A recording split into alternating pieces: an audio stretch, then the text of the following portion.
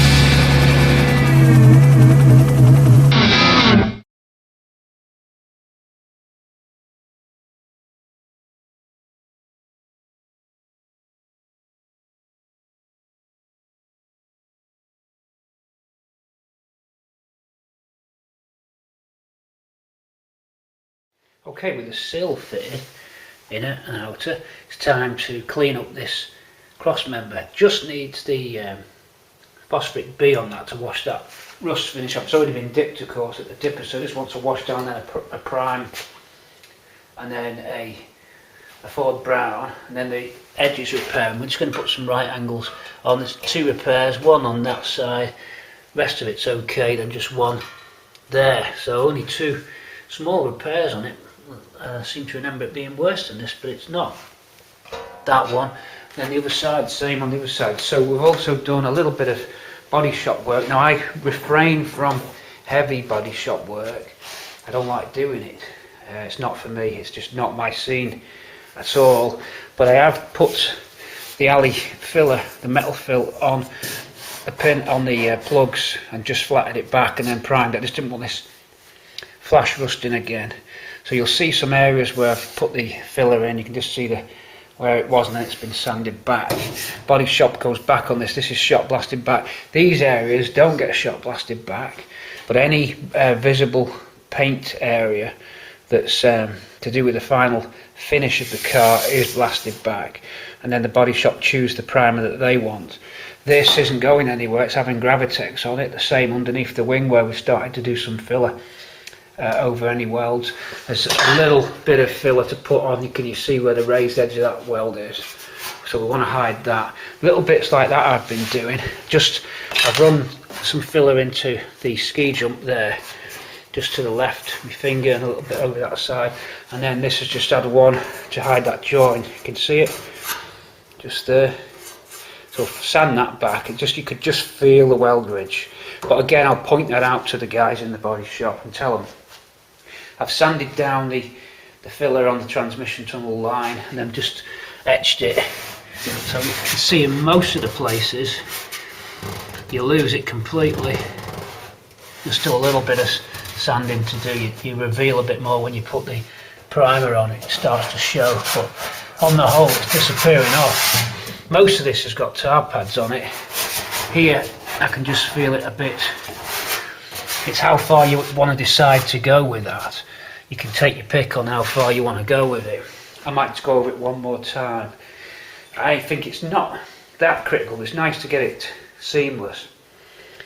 It's just how far you can do another day on that if you want, and you start going beyond your original spec of what you was going to do with the car. So we'll keep our eyes on things like that.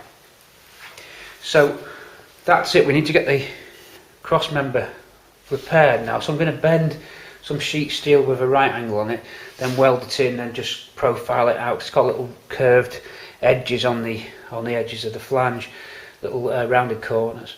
Then we'll fit it, and we'll brace up and then weld it in place. We need to get to mark its position on the floor, then put the weld through primer on, and it's a plug weld for that all the way along. Then we've got even more strength, and from that point, from the handbrake, we're at full strength. Well, maybe the roof's just forward of the handbrake perhaps, and you can get some flex on that. Watch the roof go, watch this. You can get it. I can compress the tops that naturally you would be able to. If you've lost that strut, that reinforcing strut, you're going to be able to compress those together. It's the similar thing you'd get if you're doing a Crayford, and they don't have a roof on them, so you can get away with it. It's not going to make the car bend, but we need to get that locked in position. We'll make sure that we measure the windscreen aperture exactly right. It's a very easy measurement to take, the windscreen one. When we put this cross member in, we'll make sure that we've got an average windscreen aperture reading, which is easy to get. I've got a couple of cars I can get that off. Indeed, we might have it on our tech sheets. I don't think I've mentioned the Ford body shop tech sheets here with all our dimensions on. They're not Ford actually, oh yeah, they are Ford. So yeah, we've got that, and yeah, I think that's it. Clean from the inside. Look, the sill looking great. The welds, spot weld heads just flatted back. I think I mentioned this previous clip, just gone. Right, it's time to get the metal sheet folder out. We mount it into the vise over there. There it is, the red thing just hiding behind the RSJ. We get that, lock it in the vise, bend some sheet steel, weld it into that, clean that up and get it in. It's going to take an hour. Let's do it. We need a 2 centimetre fold, so 2 centimetres, it's a 4 centimetre total piece, but flange edge of 2 centimetres. Away we go on the fold line. Up we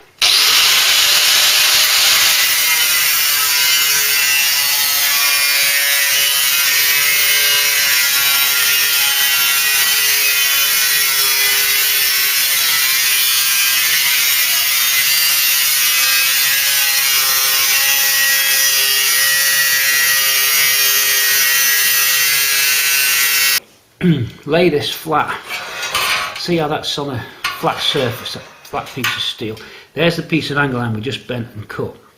So we cut that with a 2 centimetre flange edge here, and then this side was cut off the strip, so it's not exactly a straight line being cut off the strip.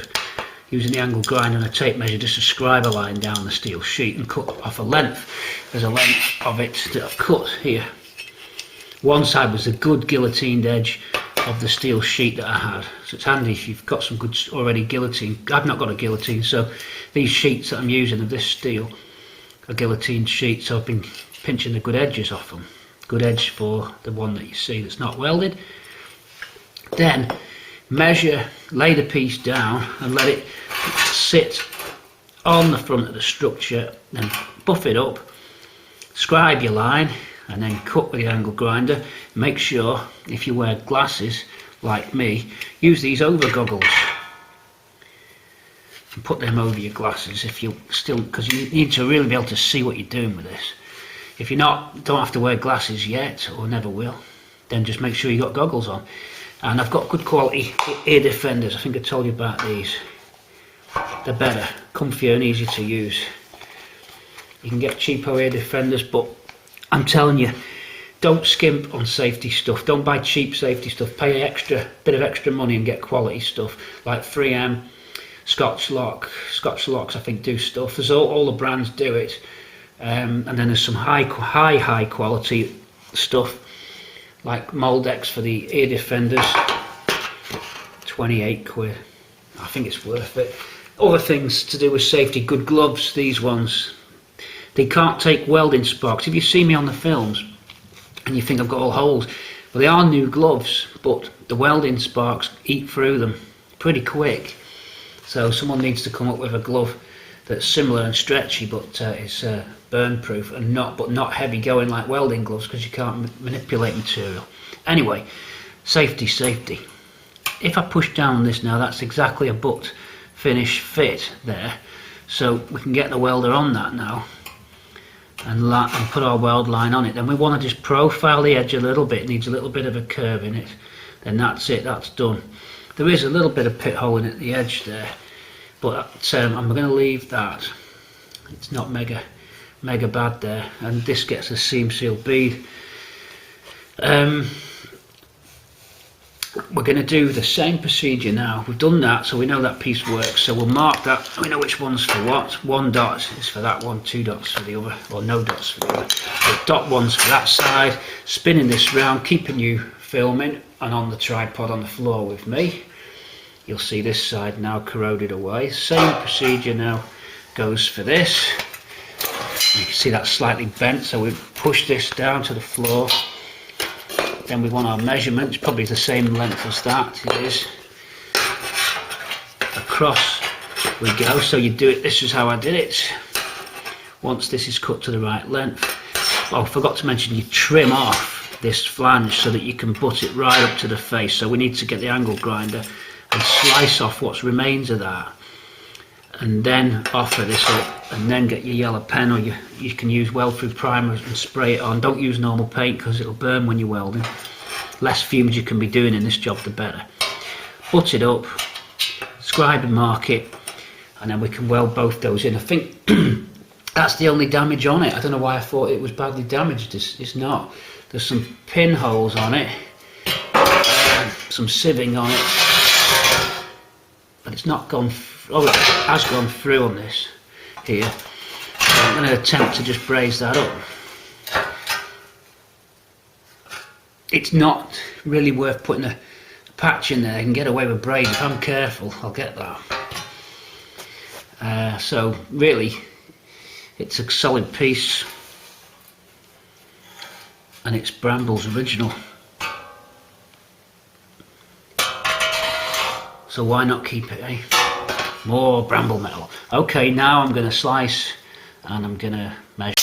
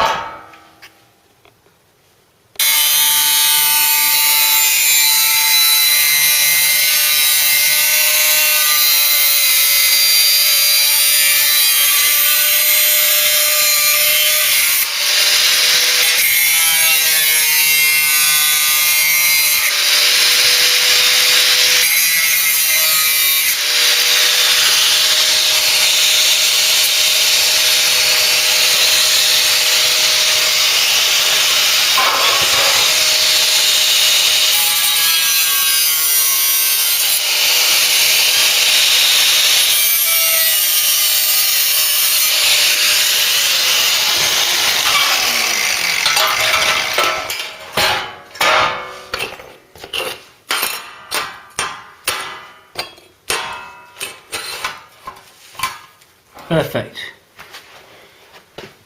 Okay. Let's get that welded in.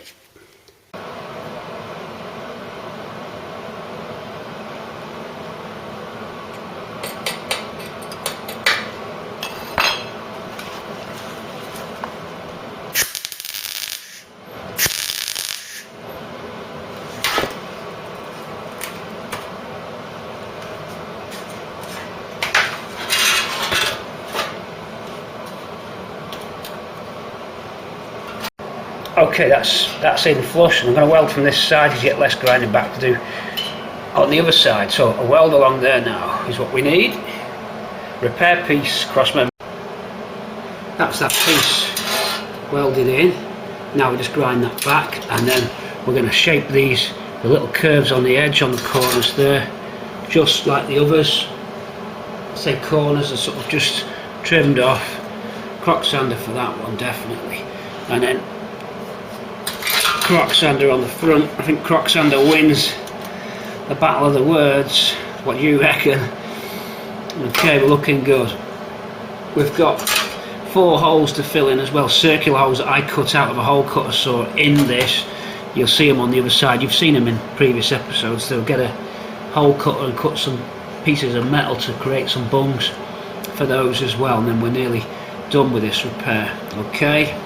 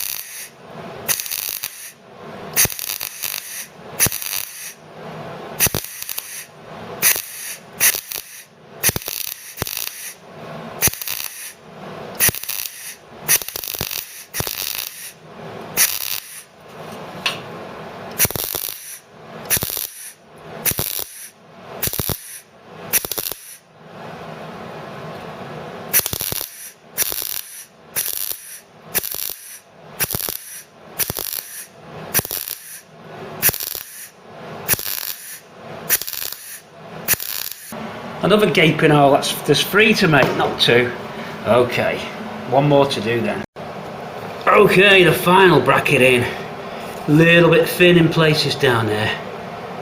Just about enough metal to get to. Just, if you are trying to weld with good metal onto bad, there's still enough there.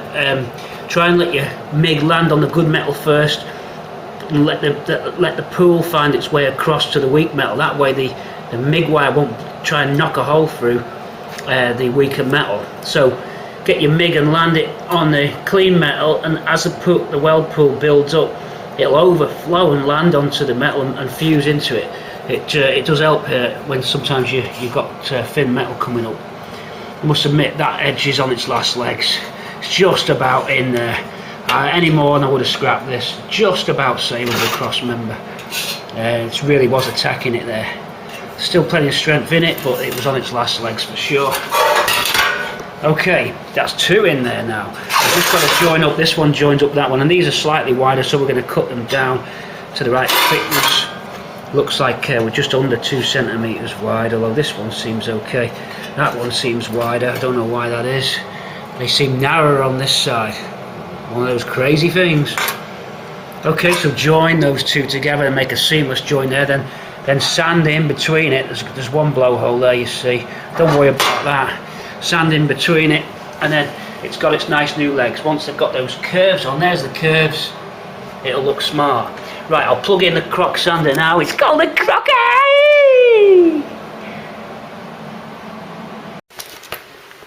In and down we go with the little bits of metal shaped and let it into the repair.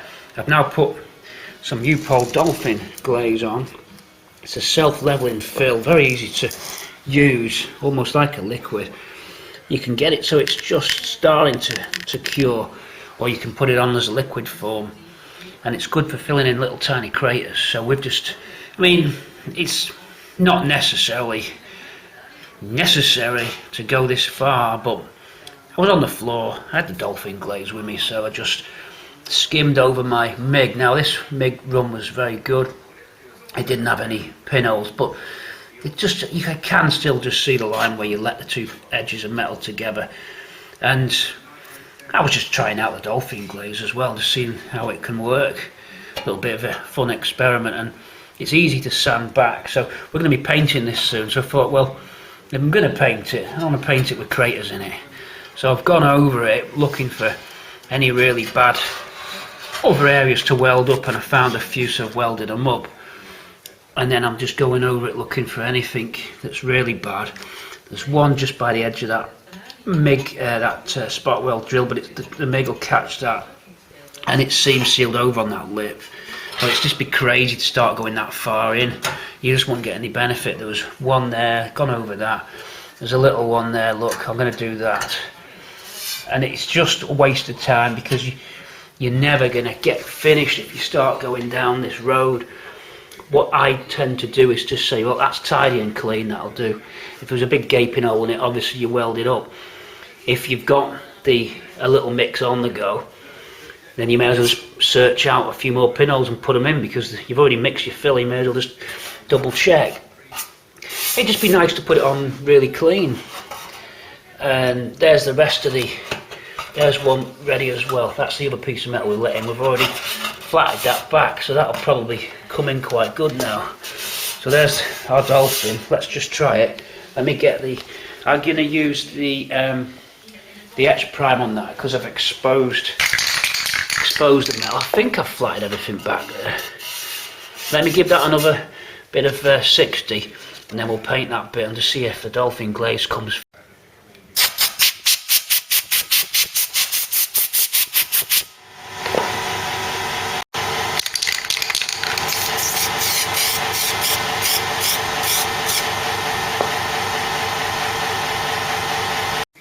We're all right on the inside as well. I haven't gone as far as knocking back the weld heads on the inside of it. I think I'm not going that far. So I've just cleaned this with a phosphate B to clean the metal surface up, then wiped it all back down, and then I've etch primed it, and then I've plug welded up I've put cut discs out and cleaned and welded in these 4 holes that you saw as well. There was 4 holes in this that I drilled so I could get to the spot welds of the chassis leg when I was removing the chassis rail, when this was still in position. I didn't want to take this out at the time and then get to the chassis rail. So I came in here with 4 holes, thinking I wasn't going to use this, or if I was thinking I was going to use it, knowing that I could refit them 4 holes.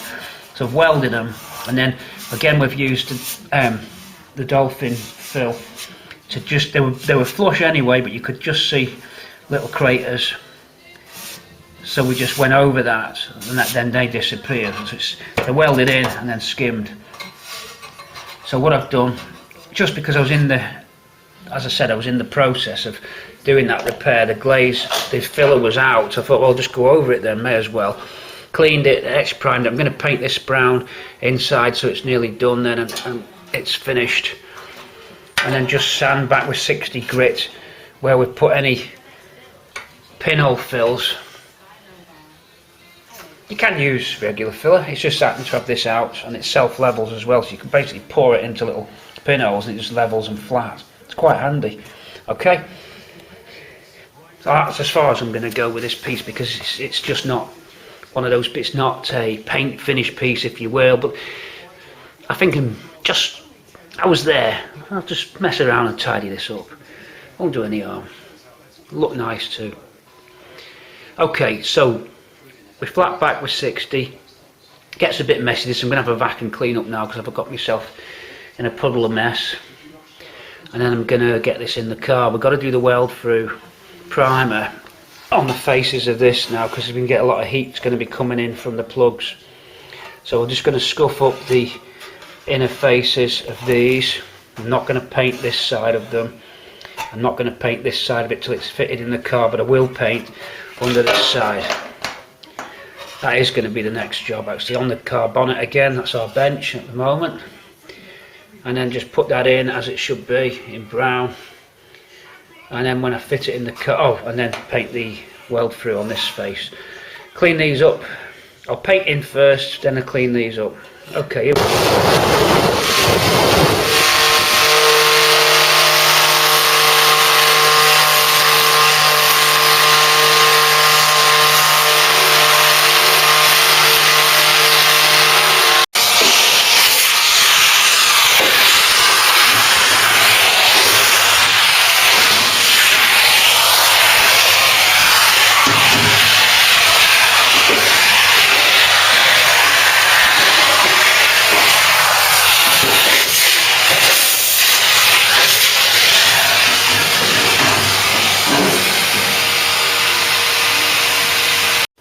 I've just cleaned and masked off now, because I'm going to put a strip of brown paint under this, so when you look through the holes it looks body coloured.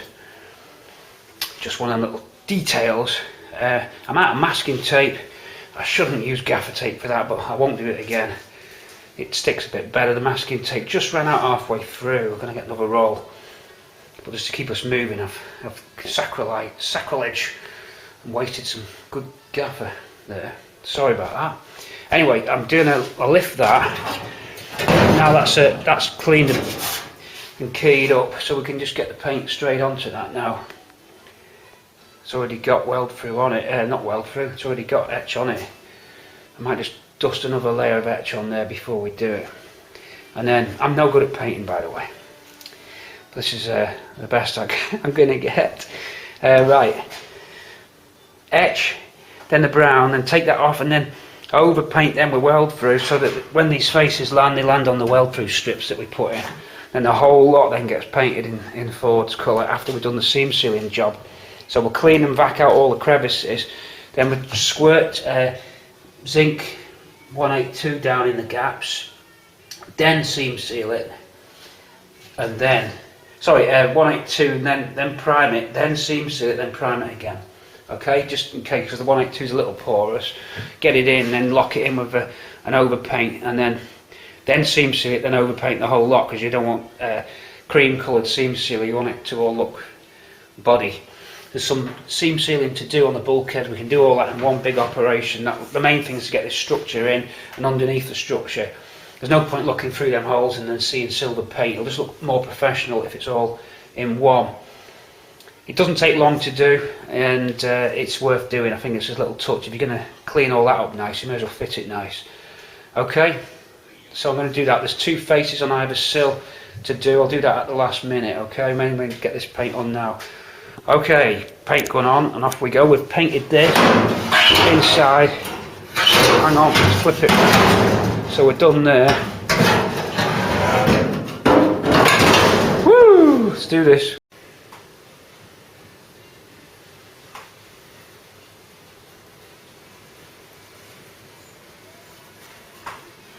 Okay, we just get this on, weld through now, just up to the edge, and that gives us the base for the flange faces of the cross member to sit on. So we'll get on and do that, and then it's ready to place in position there, and it's all boxed in and nice. Of course we've got to do these faces too, just down there, scuff them up a bit with some 60 and then do it. I'm ready to plug weld that in then. We'll connect the straps across and jack those two sills together too, just to make sure we get that 136.4. Okay, here we go. Right, this is the finished article ready to offer up. We mustn't forget that we really need to position the seat when we fix this, because just a couple of mil could affect it. And also where the tech screw holes are, to grind them back. We'll weld them up from the back when the car's flipped upside down. Easier that way, because it will create a backing plug for us. So we need to put the seat in when we start fixing this, because as I say, even though it's tech screwed in there, there is a degree of movement on the tech screws, enough to affect the seat possibly, so we don't want to risk it. So I'll flip this round. I'm just going to let that paint go off. It's still wet. It's pretty quick to dry, but needs a little bit more time, so it's time for dinner. I'm going to clean the face of the sill where the front lip, front edge, this edge goes to the sill inner. We need to clean that and then put weld through on it. We'll leave the brown in the middle, of course. A little bit of brown paint for this inner side, because you won't be able to reach it when it's done. And then we can start plug welding up. But we must remember the seat's got to go back in. It's a pain going up and getting it and bringing it back in, but I'd hate to fit this and all that work you did on them sill bolts, floor bolts for the seat, and then you find that this is drifted by a mil or so on the tech screws, because the tech screws went through the plug holes, so they're not the same. You can still move it. We need to double check. Alright, we'll do that now. Get the seat down at least. A bit tricky to film, but you're inside TC. We're doing interior door light switch to interior door light switch, door aperture, rubber lip measurement 140, double checking on TC. Okay, TC as far as we know is totally intact, so we need to, before we start finally fitting this structure to the floor of Bramble, do the upper measurement and just make sure. So let's go back and check now. Well, we are getting 140. I'll just show you. Undoing the tape measure, a little bit tricky with, again, one hand. We always often get that, don't we, when we're doing this build, where I'm filming on my own, trying to film, and nearly had it for you. Hold on, just put up with a little bit of rubbish camera work, because there's no real way of locking this in. Oh. Okay, if we can just keep that. I have got it, I just wanted to show you that we're all... Oh! No! Please! Actually, I'm double checking it, but I thought I'd double check it on film to kill two operations. I've got a better idea. Come in close. There you go, use your brain. Lock it on, then extend it. Duh. Oh, come on, we've not moved at all. This car has stayed exactly in position, even with the bulkhead work. So that matches TC's exact same position, and also here the 136.4 watch.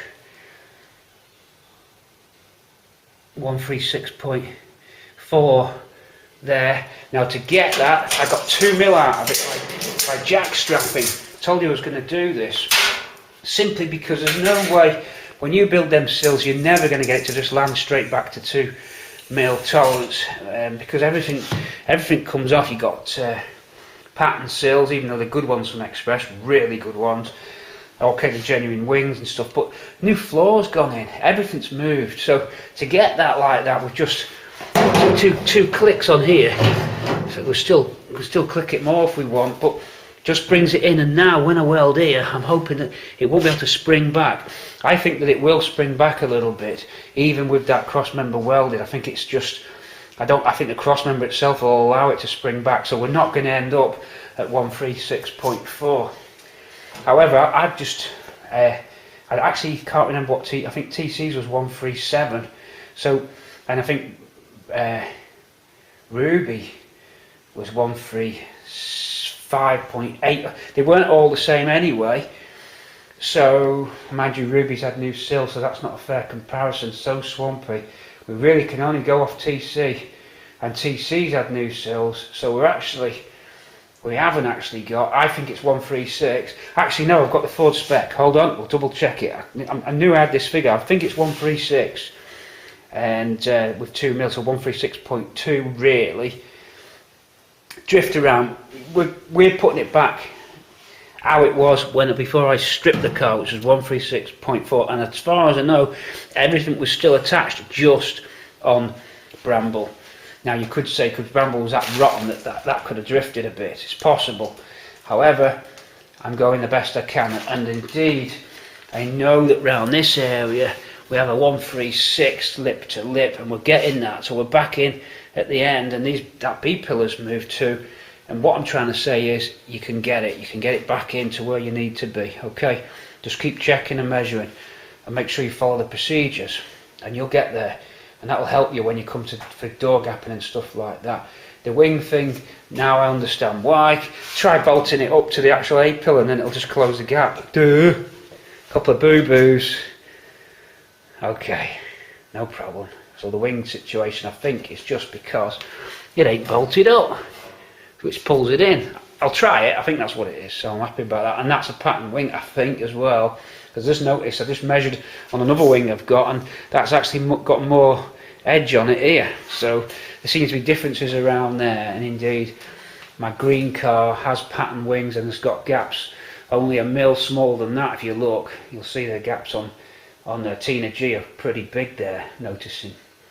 Interestingly, TC's gaps are really small, probably too small, and that's got genuine wings actually. TC, genuine Ford wings, one of the reasons I bought the car for that, and some various parts that came with it. We digress. We need to get the seat in, we need to get the plug welds in, then release that jack tension and see how much it springs back out. Probably, I reckon 2 or 3 mil it'll spring back out. There's not much I can do. I can't crush it in really. I don't want to start crushing it in because I might damage the sill with too much tension. Alright, seat, I'm going to go up and get it out of stores, one of the stores, my loft, and then fit it. Then I've got some tech screws in just for now. I'll fit it, and then I'll get a couple of welds on around the seat area, and that's fixed. This seat area is not as critical, it's not laid out yet, so we can set that how we want. Obviously we've got to make sure this spar is going the right way, but it is because of the guide drill holes that we did for it. Okay, here's an interesting one for you. We let the tension off the strap, and I'd mark these yellow holes dead centre, and look how it drifts when you release the tension back off the strap. That's how much movement you get from that dot to the middle there.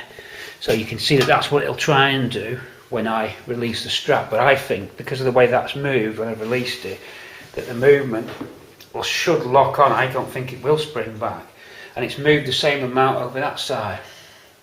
So it's like the sills are curved outwards, and what we're doing was we're twisting them back inwards, which affects the whole gap because it's now opened this up a little bit.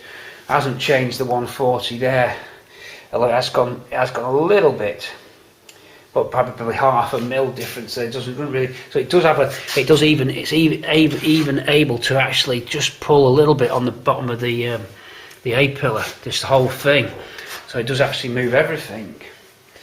I think what will be really important is the second one too, to get them both working together, and that will create a square. That gives you your floor pan structure. They're very important, those cross members, more important than you think, in terms of making some strength in the floor pan. And really the car is the floor pan.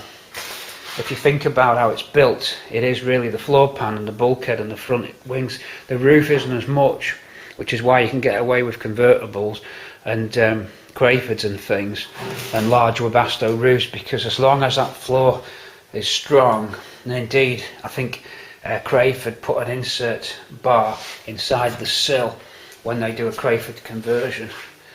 Correct me if I'm wrong on that, everybody, but I think that's correct, because it's so important that the flex needs to be, well, there needs to be no flex in the floor, which is why those cross members are so important. And a good tip, if you're doing what I'm doing your inner and outer sills, and you've stripped it back at that point, you may obviously not have the cross member out, but you'll certainly have these spot welds out, and you'll be in a position where you're about to weld that back to that lip.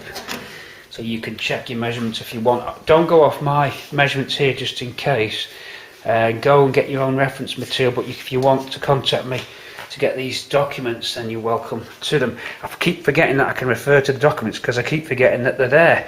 I don't know why I did that. I'm going to go and check. It's obvious you're going to be looking at this and saying, why don't you just read the sheet? Of course. Because that's 3 days I've had. I think it's because I'm hungry. I'm going to go get something to eat. It's midday anyway. Okay, off the spec, 138 on the measuring point. Go to the sheet, 138. You just about see it through the junk. So it's right off the sheet there. It only loses it here by the 4mm, so that bit's sort of not had its chance to move, and it's just obviously from the B pillar to the middle, around the middle area of the sills, they've bowed out basically, because there isn't, I think it's because this cross member's not in, and if you recall on originally on this, the cross member was damaged anyway, and it wasn't even gripping it, so you could have had, my original measurements towards this end will be unreliable. Probably alright this end because it hadn't splayed apart, but I think that it had splayed a little bit this end, so we're not going to use my measurements, we're going to use the sheets. Of course it's right to use the sheets anyway, but I'll also check on some other cars. So I know I'm spending a lot of time in OCDing over this in particular. It's because I've got a fascination with numbers, I can't help it. Okay.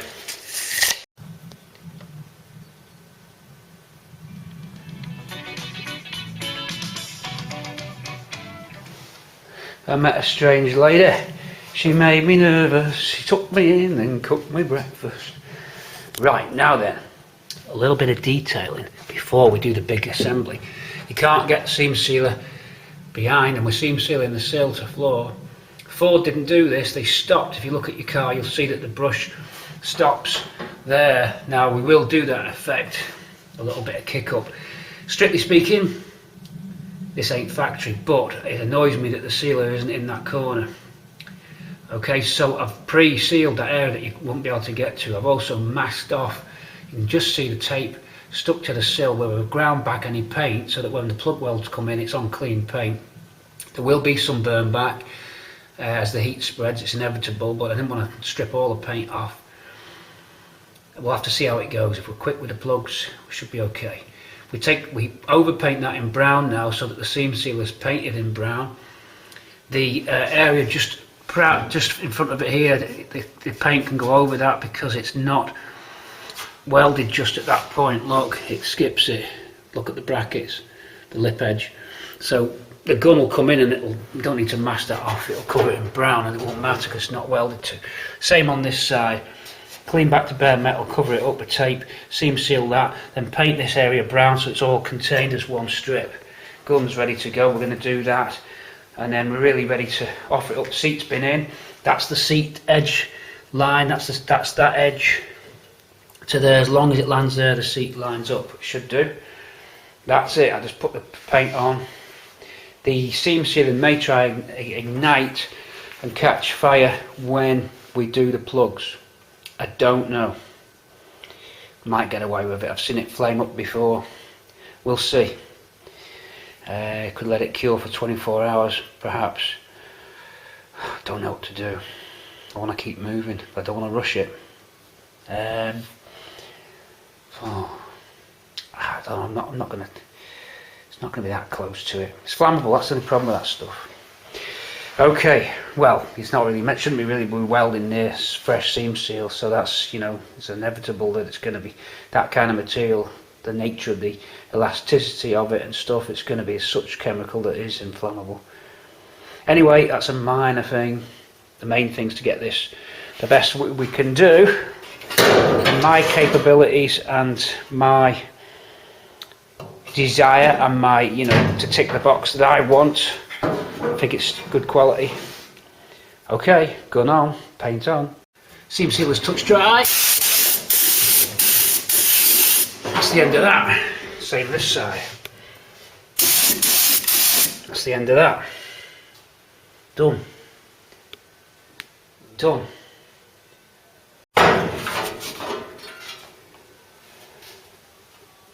In we go. Just into there. We take the tape off now. So that's how it fits. We've got to get some weld through where the tape comes off. So you just weld through that area like that. Right, it's dinner time. Let that dry, get some dinner. Well, this is it. We fix down, we keep to that line, we fix down and we jack the groove. We get the tape measure and we monitor until we reach the golden number, and hopefully we're going to do it, guys and girls out in YouTube and Patreon land. Okay, so I grab this.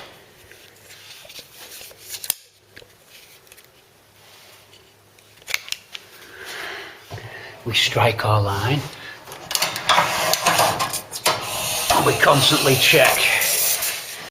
We strike our line and we constantly check till we reach the figure we want, and then I want to try and get one more in, just in case it comes back. Can we do it?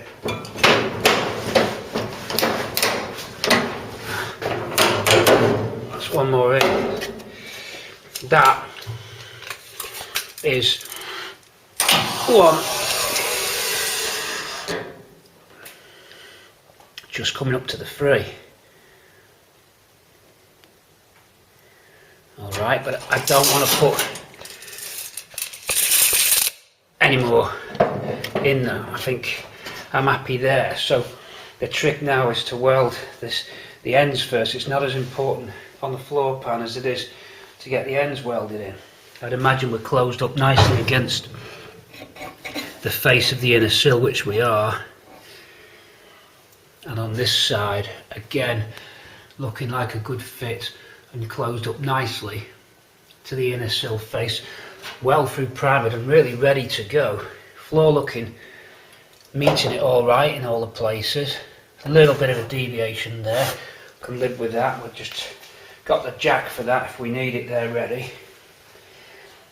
This is it. I mean, once this is in, I'm hoping that we stay in tolerance after I release the strap.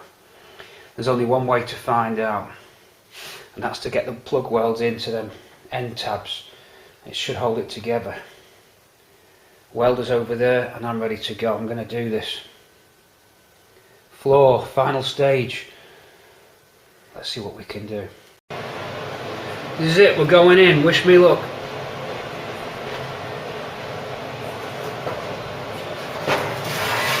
We're going in.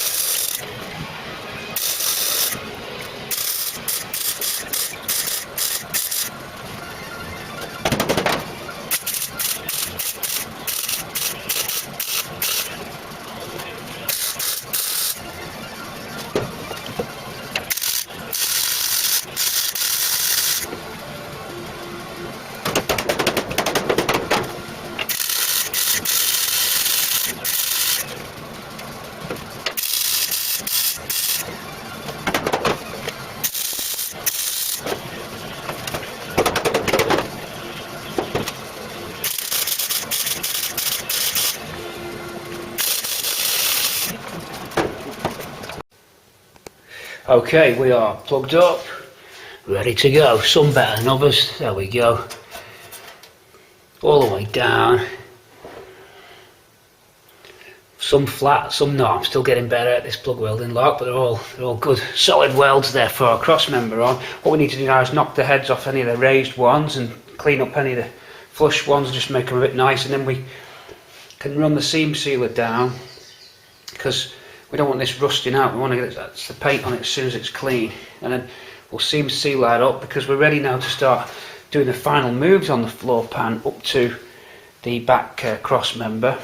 So we're going to concentrate now on the front and draw back with finishing jobs. We're going to scotch pad down the metal, then we're going to use our Fos Clean B and get it back to clean and ready metal it.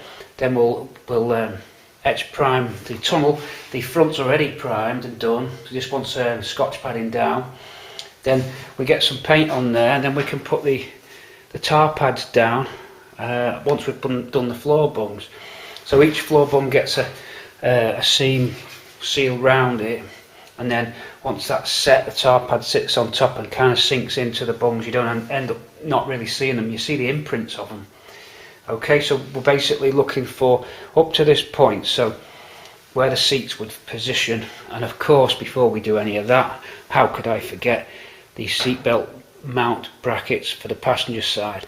That's a job I think I'd like to tackle quite quickly. Perhaps I'll do that before I actually clean this up. In fact, yes, I'm going to jump straight on now to seatbelt mount bolts for the passenger. Okay, here's our passenger seat, and these fit differently than the drivers because they don't have a height adjuster, so these fit in a locating bracket which is on the front of the cross member we've just installed. So I'm nipping that up, and if you've got a non-GXL, indeed it uses the same spare captive nut on the driver's side, because the height adjusters were on GXLs at least, possibly XLs as well. So we get that into the, then we look for the other mounting point just here, and then we fit that in. Then we're going to mark where the back end lands, and that's it. It's quite easy this side. I'll just take you around so you can see. Good light in there. So we just need to slightly bring the seat round, a little bit of tension on it, that's normal. Hard with one hand, but you'll see what I'm going to do. I'm just going to, there we go, like that, and then we tighten that up, and then we'll mark the back. That's going to land somewhere around here. There you see it. So get the yellow pen, slide the seat forward, and we can do that quite easily. Then drill through that hole. It's easier this side as well because the cross member is now fixed in place, can't go anywhere. Then we finally prep up the brackets. You'll see this one that's not been Fos cleaned. I'll show you how the Fos clean works. That's just dipped, that bracket there coming in. I'll show you how the Fos clean makes that nice and shiny, and then we prime it.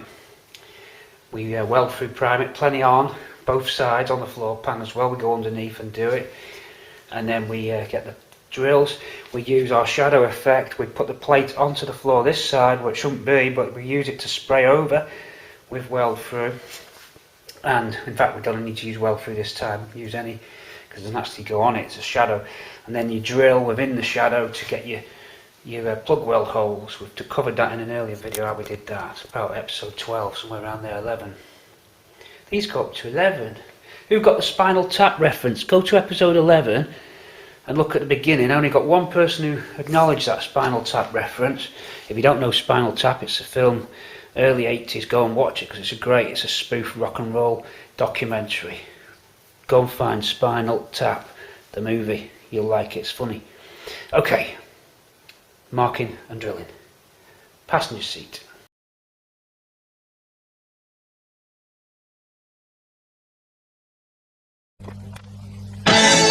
Now it's time for ice cream. Or maybe some nuts.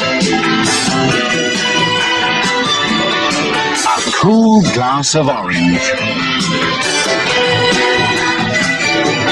Why not try a hot dog? Or the real thing, a cool, refreshing Coca-Cola. From the sales staff and in the foyer. Now.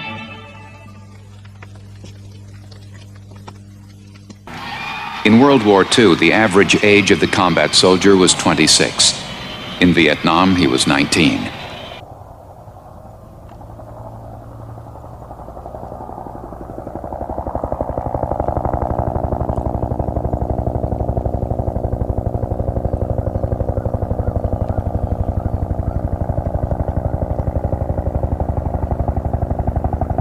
Sorry for this, but we're upside down. I just wanted to tell you a little tip. Make sure that your teeth of the seat adjuster pawl is in the same one on both sides. There's two little engaging levers or pawls that lock into these teeth and lock the seat and stop it from sliding. Make sure they're both in the same amount of teeth back, otherwise when you mark out, one seat adjusting rod will be out of position. Okay, that's what I'll let you know. Okay, here's the Foss Clean bit I was telling you about. So we just briefly mentioned it. Okay, so we're going to show you how, when you've dipped, you get that, or you get it clean, but it soon turns to that in no time. That's been Foss Clean B. Dip in. I've just put it on an old blanket, and then it just cleans off the flash rust pretty quickly, giving you a better base to prime to. You find this a lot will happen if you've cleaned your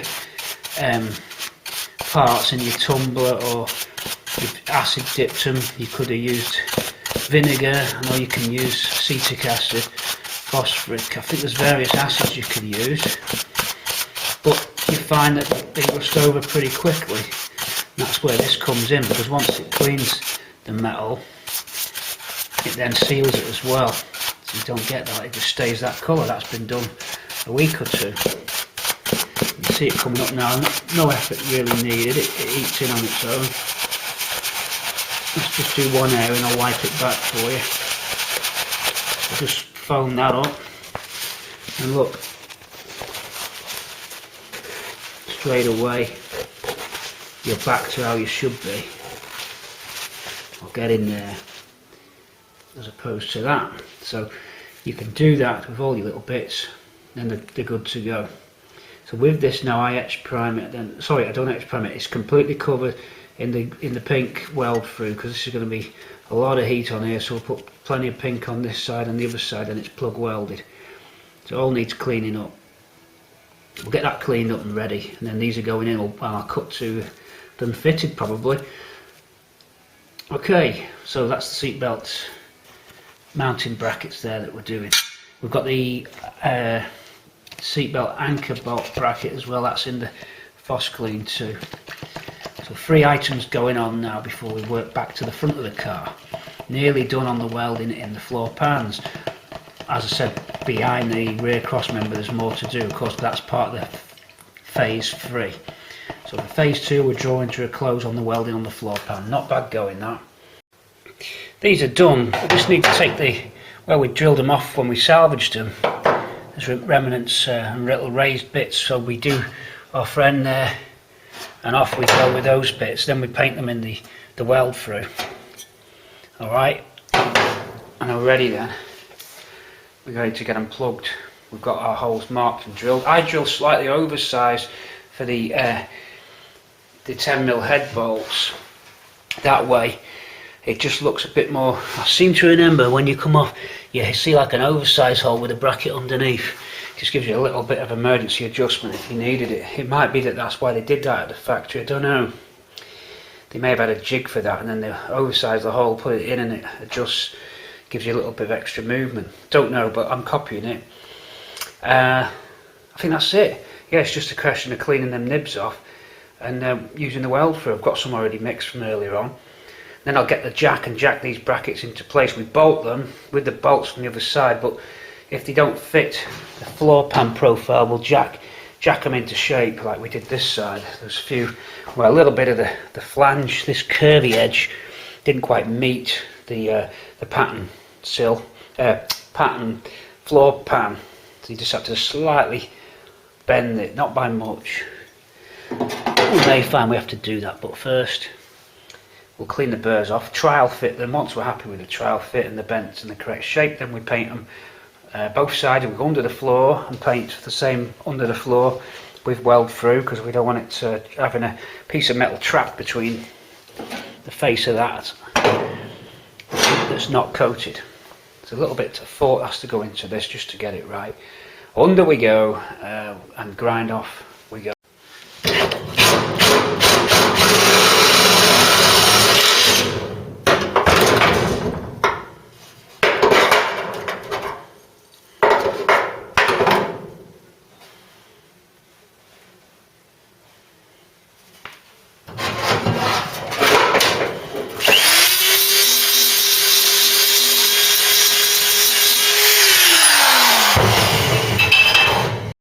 These are the outlines of the brackets, and then that's approximate copy across of the spot welds based upon the ones I drilled off. Don't worry, I don't need to get them exact, we're not that bad. Painted that side, we'll drill through, then deburr, then paint the other side. In fact, I've already put one coat on and I forgot. I'm drilling through and have to deburr again, so we'll be painting it again.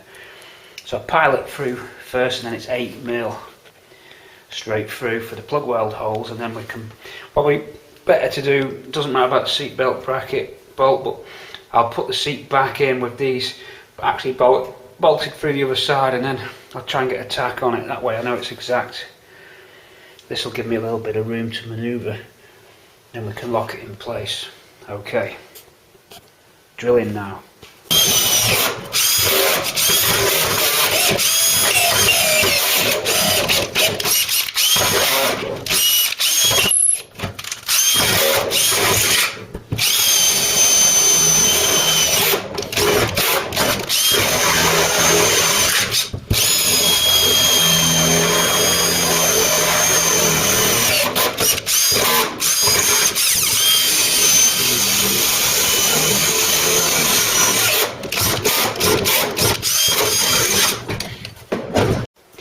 Those brackets are now ready, everything's done.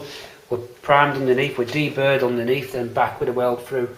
All deburred with a crocky sand underneath. See if I can take you underneath, have a quick look. It's a little bit tricky for me to get under here, but I'm sure I can get you under for you to look at. There's one anyway, we'll just look at one.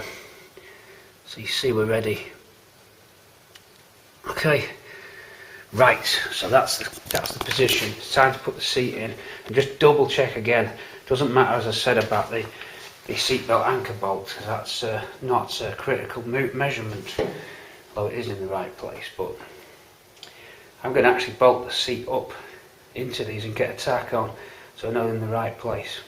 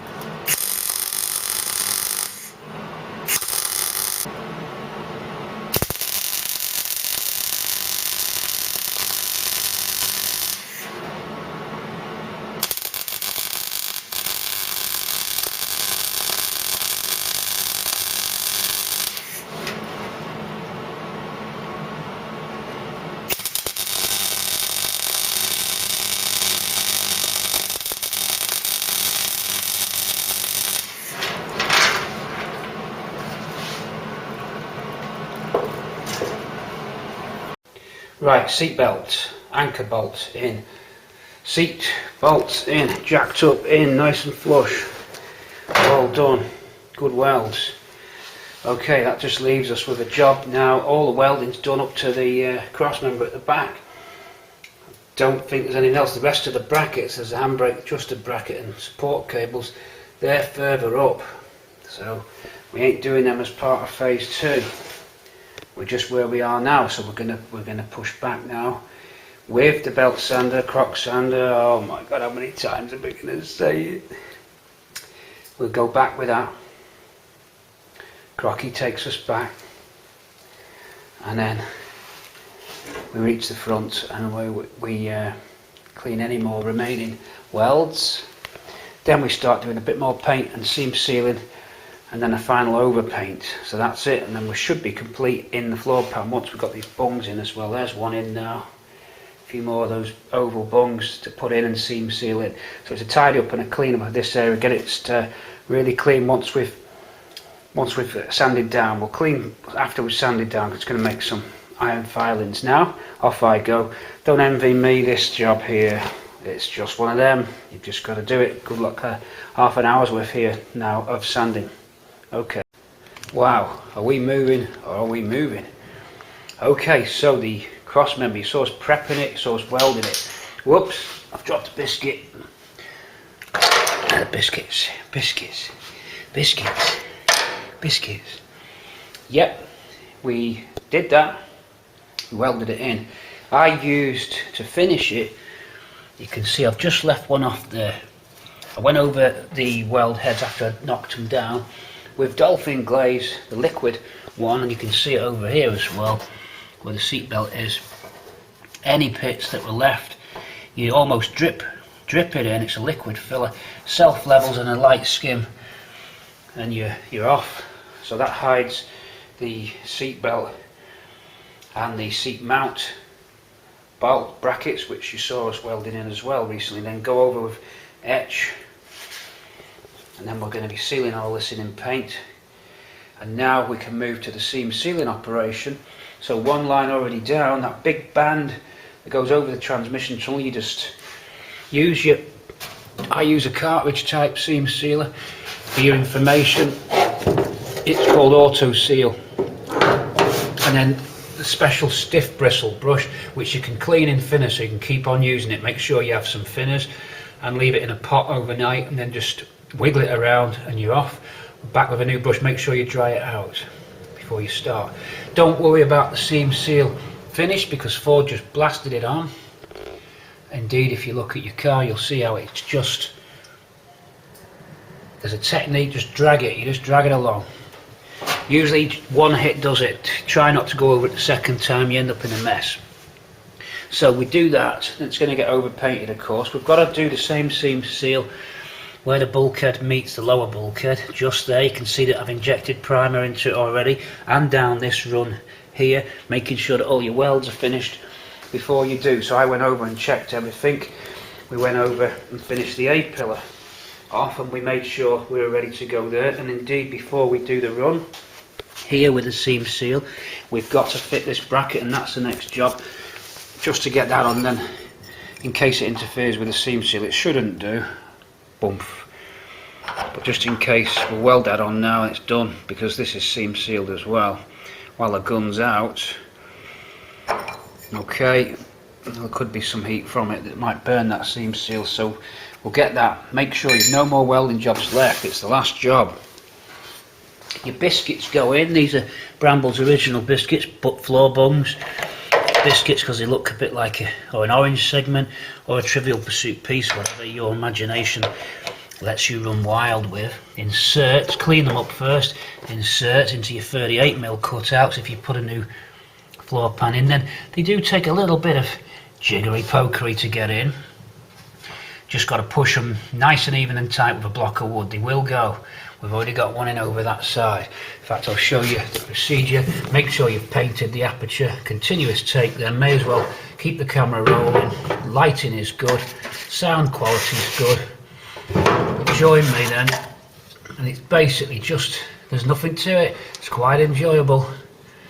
There really is nothing to it. It's so easy.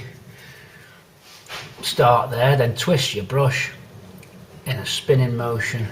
If you want to get it factory, round we go, then scoop a little bit off. That's it. The tar pad then goes over it and hides it even more, but that's how you get those. And then the reason that they seam seal them is because it's exposed to the elements, it's double protection. Some are, some aren't seam sealed in. I've found them with both. I've found them with no seam seal and a tar pad over it. I found it with, hang on, what comes after that? The fumes. Wow. The fumes of, right, windows open for this. This seam sealer is, I've been having masks on for everything except this. Window is open. I'll take you to the window to prove the point that we need ventilation. Look. And it's breezy out, so it should draw through, but I'm having a few problems with my brain. It's gone all confused. Help me. Oh, I don't, what was I saying? The fumes. I'm really susceptible to fumes. I hate fumes. Wait, hold on. No, it's coming. I've seen some bungs with seam sealer on, then the tar pad over, and I've seen some with no seam sealer and the tar pad over. In our case, we will seam seal. Definitely all of the oval bungs are seam sealed. So let's put an oval bung in. Let's put an oval bung in while we wait. Painted, of course. This one, the tab. These tabs, they don't always survive when you pull them out. Let me see if I can clip that in. That's better. Right, so we just do the usual. That clip's broke, but I think this will hold it. Some of the clips snap. It's a hazard. The brush just coming in. That was bad camera work.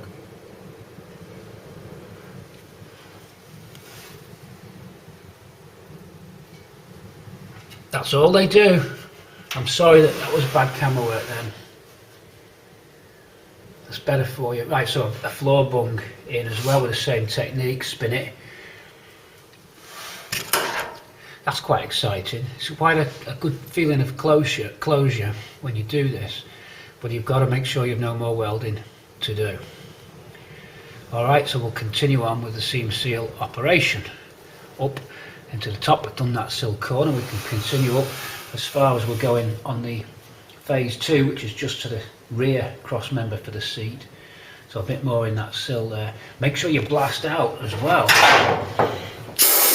because you'll have bits of trapped iron filings and they'll rust and seep out, and you'll get little brown streaks down your lip edge of your sill outside if you don't lock them and vac out and blast out with an airline before you do any of the seam sealing, and make sure you got paint in there.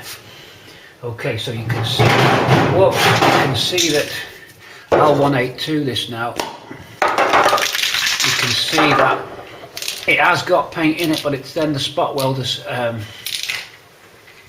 just scarred it with the clouds from the spot welder, which means I might not have done a second run of paint on it. And it doesn't really matter now with this if you just let it pour in, look. And I'll show you a trick.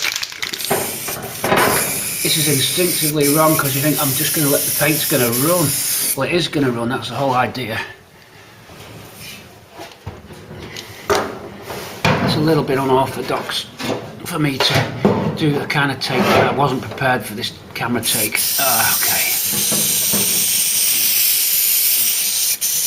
I'm going to let that so it runs out.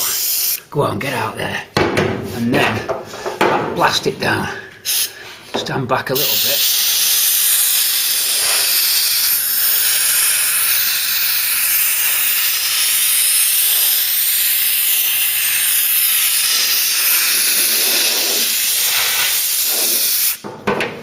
That'll force it down. And it doesn't matter if it does that. because it's seam sealed. It's a good little trick. Okay, so that's what we're doing now, because the floor's gone on that quick and we're doing well. Prepping it all. We've scotch padded this. We've gone over the floor edge joint the best that we can. It's quite tidy. So we're ready really to get this floor signed off. How about that? How good was that? Let's sit back in the car. Another continuous take. Wow. Whoa. Okay. Ah, yeah. Okay. Hope you're alright. Wow.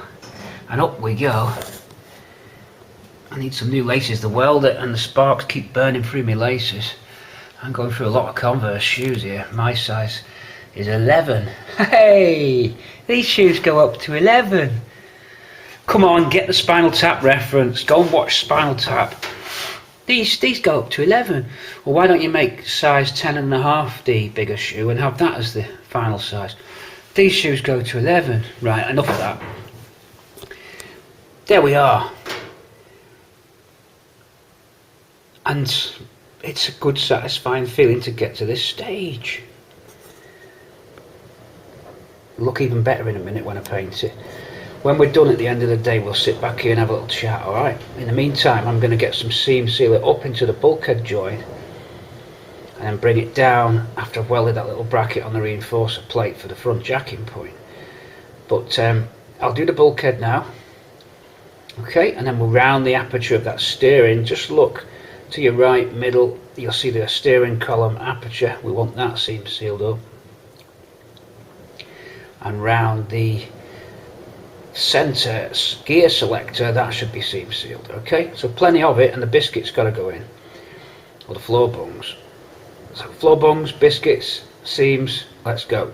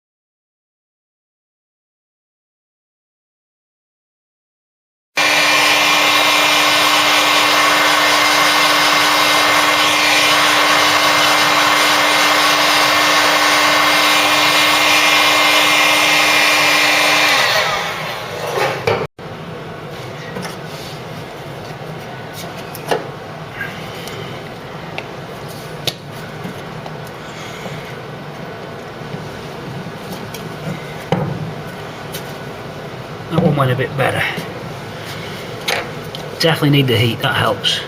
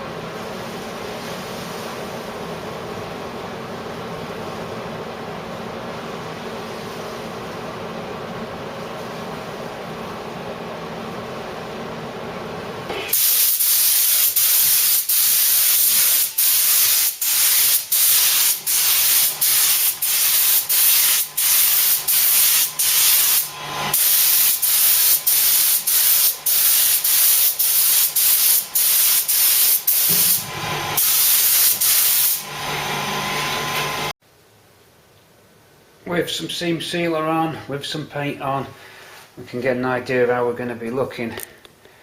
So it just shows up if there's anything we've missed. I think we're okay there.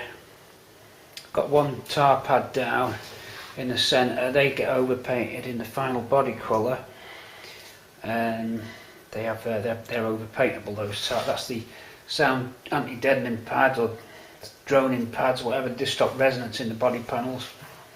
Part of the soundproofing kit. You have quite a few of those in the main central areas of the floor pans. Cut round some of the shapes. They don't go completely over everything. They're cut round to suit.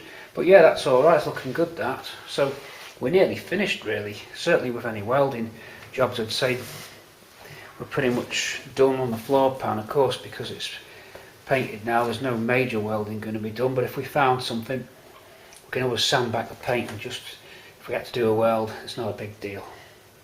We just wanted to get it on to tidy it up, to lock everything in place, and it's worked. It's quite pleased, it looks quite nice, that. So I'm going to close it here now. I'll finish on this note, I think. So it's a big thanks out to the recent subscribers, all the newbies on board as well from YouTube, and our new patrons that we welcome. We've got a couple of new people on board. Hello to you, and thanks for joining up. So I'm going to get out of town, and we'll see you in the next episode. So floor up to this section anyway is complete, and that's part of phase 3 at the back, as we've discussed. Over and out from Cortina City, and on a successful day, the jacking point in there, finished on that, finished with some paint, and then we start putting the tar pads in. We start double checking, making sure we've not missed anything. We know the seats fit. We look for any holes or any big imperfections that we could improve, and then we start wrapping up the inside floor and finishing it off with the tar pads, and then leaving it then really till we get closer to the paint situation and the rebuild, I suppose. Front end needs a little bit of tidying up here and there. We'll do that as we drop between jobs. There's seam sealing to do and tidying up to do on this side. The other side, wing, inner wing, take you around before we close. It's a good note to close on with everything done. In we go, just a little bit of seam seal for the top of that. But we're on under here, we're pretty much finished. I think I saw an imperfection there that I'm working on. So pretty much done inside here. It's that paint, pretty tough stuff. It's a nice finish as well. We might leave that on because it went on to clean metal. I think there's probably no point blasting that off, to be fair. So great news. Wow, how about that? Things can suddenly move fast at that end at least. Right, over and out for now. You notice the bulkhead's a darker colour. I don't know why, it's the same coloured paint. Not sure. I think it's just the way it's in shadow. Weird. Okay, over and out.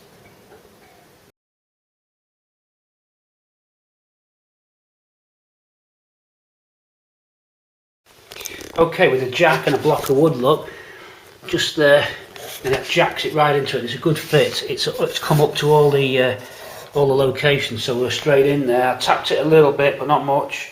So now I can plug that weld,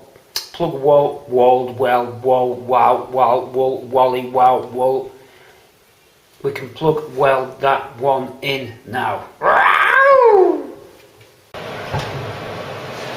This is it, we're going in. Wish me luck.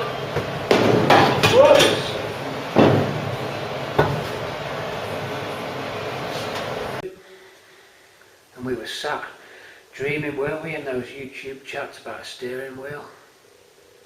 Well,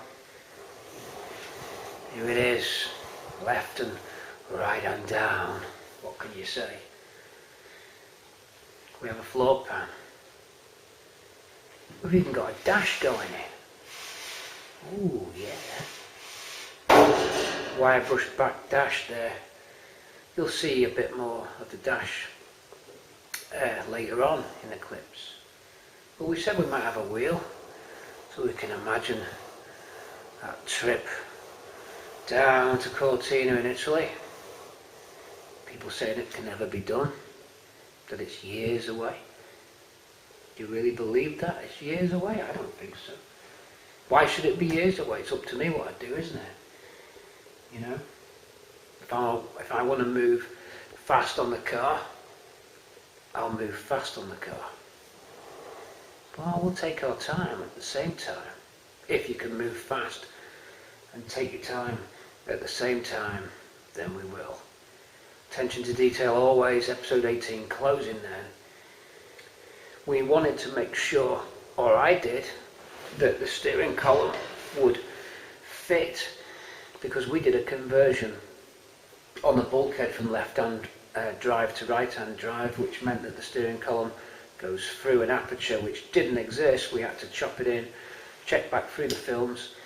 If you want to find out about how we did that, if you're just new on board, and if you are new on board, welcome, and thanks for subscribing up to YouTube, or indeed into Patreon, where you see the videos a little bit earlier.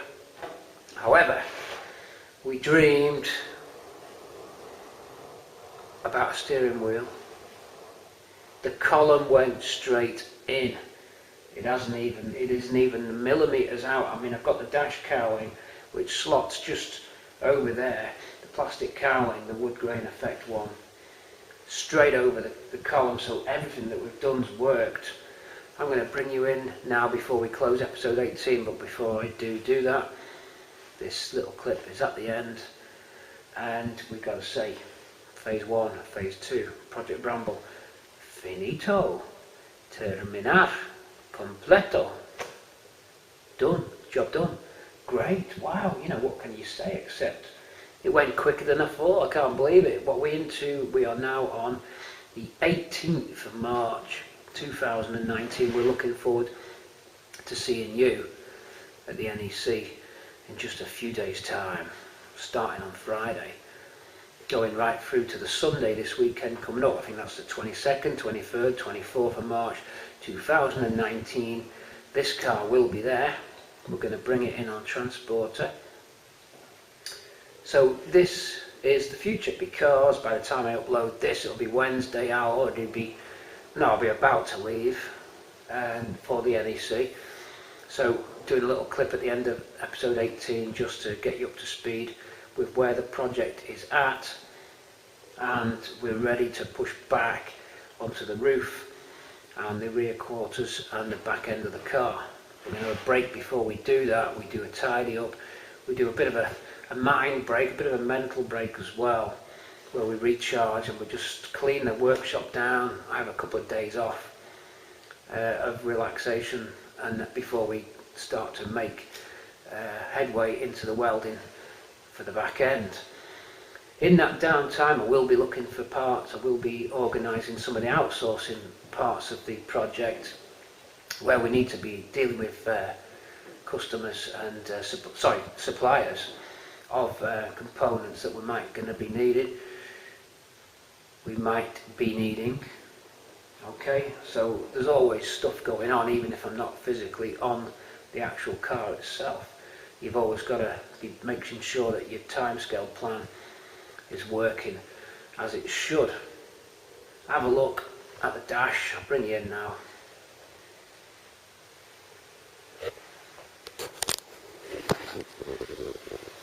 So yeah, I'm really happy about this setup and the way that the column goes in nicely there, straight through, so it all worked. So really it's all been a success, a bulkhead success, a floor plan success. Everything that we wanted to get out of episode 18 we've done, and I'll leave you there with it. So there it was, and that closed that section, and we await for new projects in 19, 20, all the way up through. We estimate to be finished by episode 50, so not quite halfway through this Project Bramble series of videos on YouTube, but we're approaching the halfway point already. That's a short time scale. If you look back, we started early December, so January, February, March, so you're only talking 3 months to bust through half of the body shell. Obviously the build itself involves engines, trim and everything else involved, as you've seen on Project Ruby and indeed Swampy. So I'm going to leave you there as I relax in the car. We'll take a back seat in a minute and close things up. I always like to put a little clip at the end after the main event. This time we sit and enjoy the car itself.